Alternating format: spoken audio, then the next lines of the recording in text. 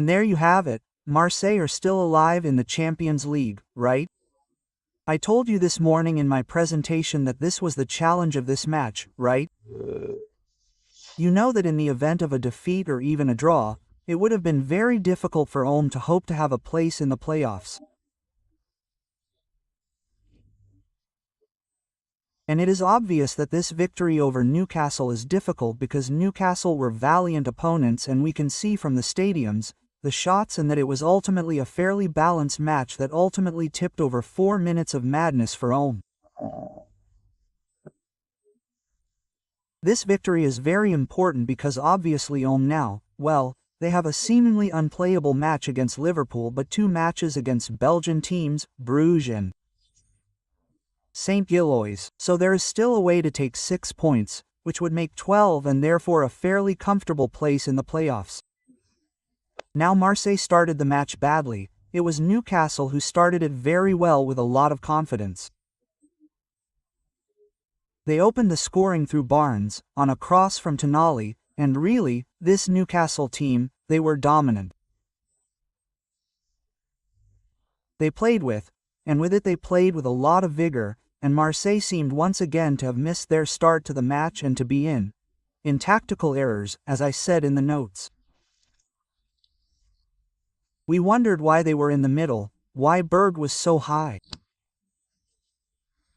OM's game took about 20 to 25 minutes to get going when Aubameyang created his 2 chances in the first half. And from there, Marseille dominated, I would say, until the hour mark, but that allowed Marseille to score the 2 decisive goals in that period, from Aubameyang, who was first well served by Bacola with a ridiculous save from the Newcastle goalkeeper, but hey, Aubameyang avoided it well and scored practically from the touchline with great precision. It's still not a goal even if the save from the English goalkeeper is completely inconsequential. The goal is not all that easy though.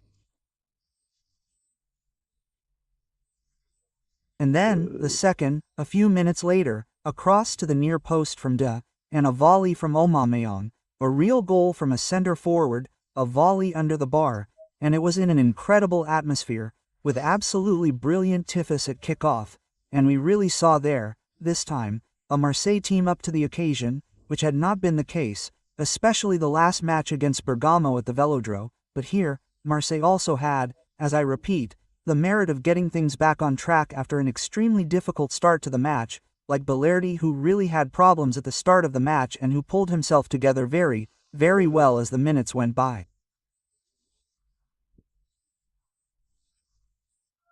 There you have it. It's an important success for Ulm, for their confidence, for the future, because everything is linked, you know.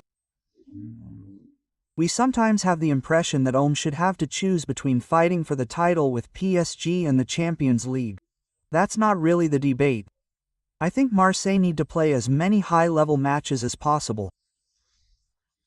They have Derby, who still have quite a few options.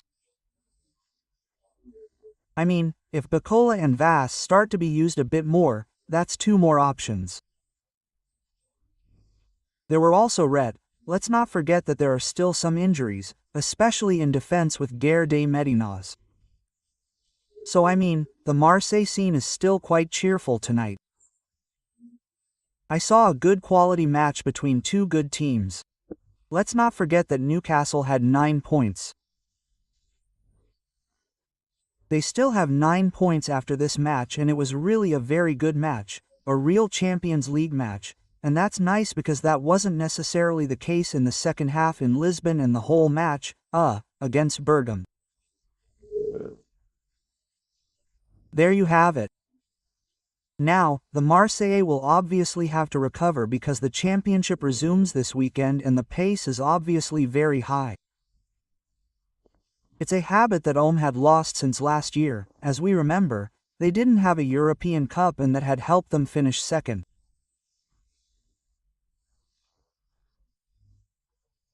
Now, this year, the squad is much larger, much more interesting, much denser, and that should allow Marseille to achieve its objectives, which are to qualify directly for the Champions League again next season and at least to play in the playoffs at the end of this long and interminable group stage.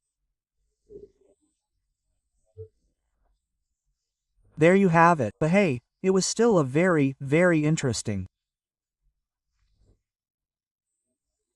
match once again, and of a good level between two teams who once again wanted to win, because we often say that when OM wins a match that the others against them were rubbish.